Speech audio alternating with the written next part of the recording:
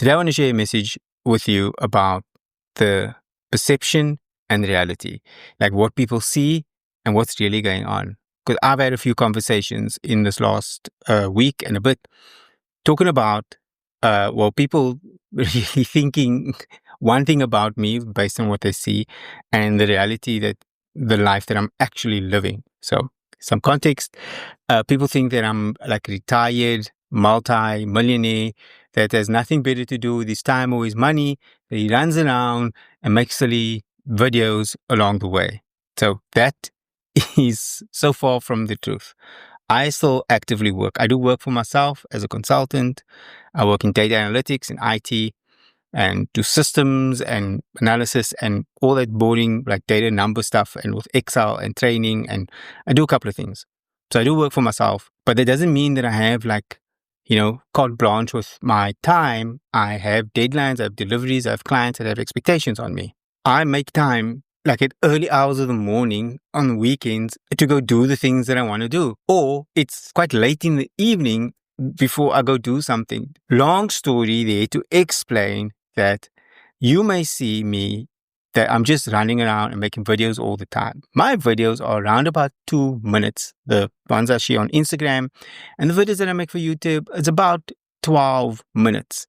So you take a few 2-minute snippets and you take 12 minutes and you think that's my life, but it's not.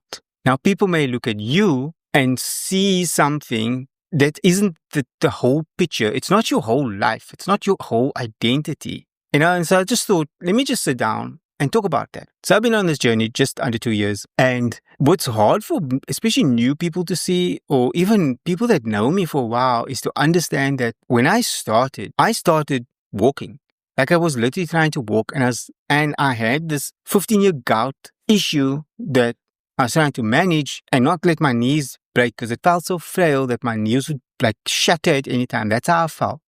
So that was the thing that I was trying to overcome. But if you look at me today and you don't know any of that background, you'll see someone that's just running, that has no problem running, that I can just run all the time. And I talk about running and running and running. And I can, doing an ultra, I'm doing a triathlon, I'm doing this, I'm doing that. And you don't perhaps know that with every run, I still have that contextual fear. What would be the right way to say that? Like the historical anxiety of what could go wrong.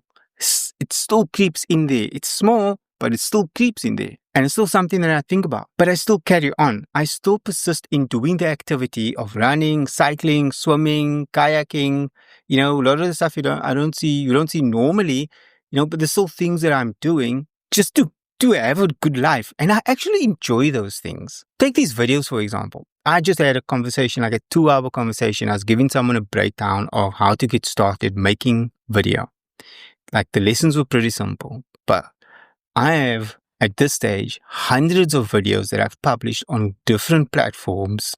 The settings of the camera, the voice, the mic, the sound. I've learned those things over many years now of making really, really crap videos. I don't claim to ever make really cool videos. I know that sometimes my videos can be cool and I really enjoy the process of making it.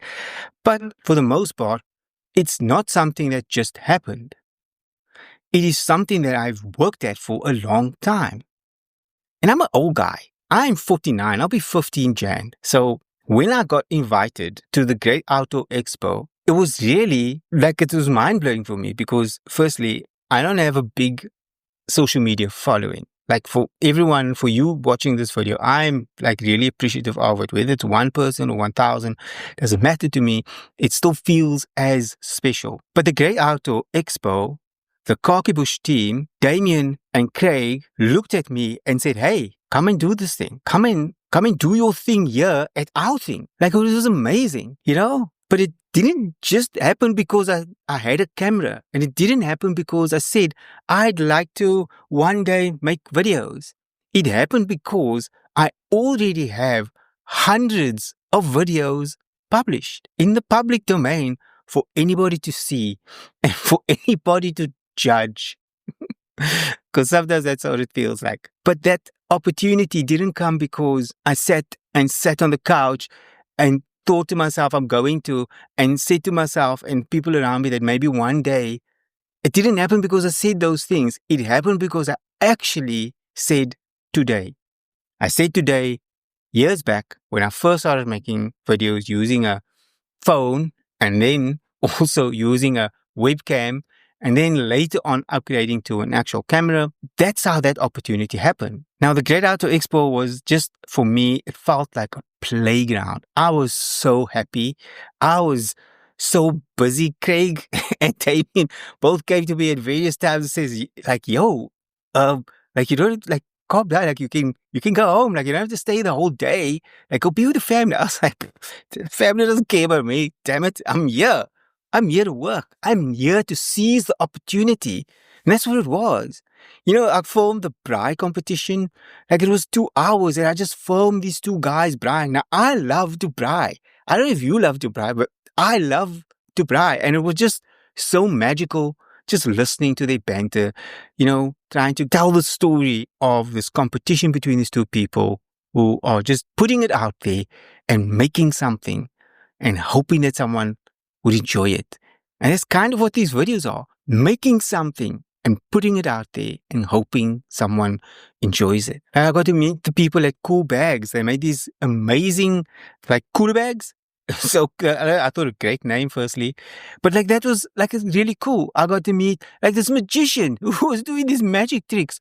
I got to meet different people from the Rhino Foundation. They were so awesome. I got to meet Gavin and Lisa, who was this like fireside chill, sit down in the middle of this big expo happening, and we just had the most amazing conversation. Gavin and Lisa were just so incredibly and so gracious with their time, and we just had such a liquor chat. I felt like I'd known them all my life. Like those opportunities, I wouldn't be able to have those conversations, to meet those people, to enjoy myself, to get shot with a BB gun or whatever it's called, like a, you know, the paintball shooting, target shooting, like all these things happen. Not because I wished it. It's because I already put in the work for it to happen. The people that were exhibiting at the show, I'm sure that they feel the same kind of way. You have to be there. You have to be there. You have to be in the presence to get the opportunities. You have to put yourself amongst the people you want to be like one day. Like my running. I know you might look at it today and go like, oh, okay, cool. And this is a mediocre runner, but I am not a mediocre runner by any standards.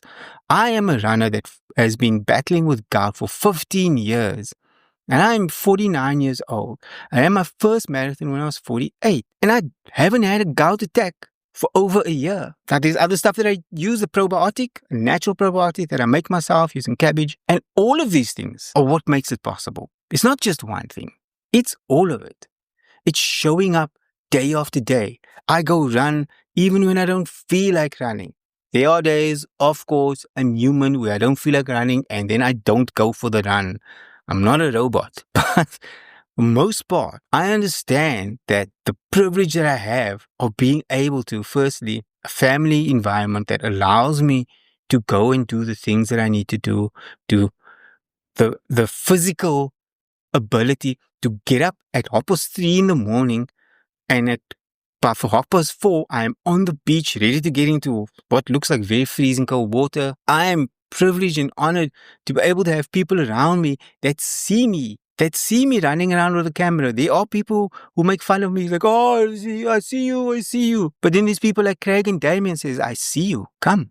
And they invited me in to the Great Outdoor Expo to film.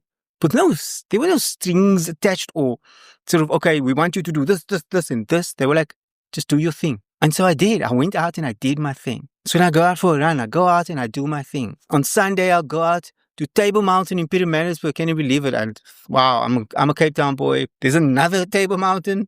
It's like, is this a fraud? What's going on here? So I'm looking forward to that time. I'm looking forward to it. And I enjoy the privilege of these experiences that I get. But don't be fooled. There's a lot of hard work that comes with that privilege. There's a lot of early mornings, 3:30 in the morning, 4 o'clock in the morning, getting up, cup of tea, putting on some shorts, going for a run, going for a swim, riding the bike, any one of those things, or late in the evening, doing it after a long day of work and clients and meetings and trying to meet deadlines and feeling disappointed because I didn't meet the deadline and the expectations on me, all of those things. And I still go and do it. Think about that the next time you watch somebody's video, especially when they have low view counts. It's somebody doing their best, somebody putting it out there, somebody trying to maybe risk it all for something that they desire, they hope may happen one day. They're not guaranteed it. I'm not guaranteed it. I'd love to be able to film and to do the things like I did at the Great Outdoor Expo. I'd love to get paid for that. But I still, I'd do it again. Contact me for your next event. So anyway, cool. Hey, wow, man, it's just been so crazy. The amount of people that have spoken to me recently and think that I have it all together. They think that I have something that isn't there. They think even like the retired, I'm 49. Why would I be retired? Are you nuts? Or thinking that making these films, running around, filming yourself and then putting the film, thinking that that's not work in itself. That is work. It takes work to do that. Okay, cool. I thought I'd share that message. Don't let people get you down. Don't let people's idea of you get you down. Don't let your head get yourself down about what people may think of you if you try to do a thing. Do the thing. Go do the thing. Do it again. And if they are giving you shit, contact me. I will help you. I will support you in whatever it is that you're doing. Just like Damon and Craig supported me in the madness of who I am. Wow, what a great time. I'm really thankful. Actually, not even the end of the year, really. I'm already starting to talk about all the things that I'm thankful for. But I'm really thankful. If you've never heard of me, my name's Richard. I'm an adventure filmmaker. I focus on running, trying to encourage people that you can get out there and do something that just makes you feel alive. It changed my life, taking a walk and then getting the courage to run 5 kilometers. And now I've run, this last 12 months, I've run over 2,000 kilometers already. And I just feel like I'm getting started. And it all started with that first walk, the courage to take that first step. So I want to encourage you to take your first step in the life that you desire. And remember, you don't have to be the best and you don't have to be good at it, just to go do something that you enjoy. If you like this message, helps me by liking it or share it with a friend that you may think needs to hear this message. All right, my name's Richard and this has been Richard Talks.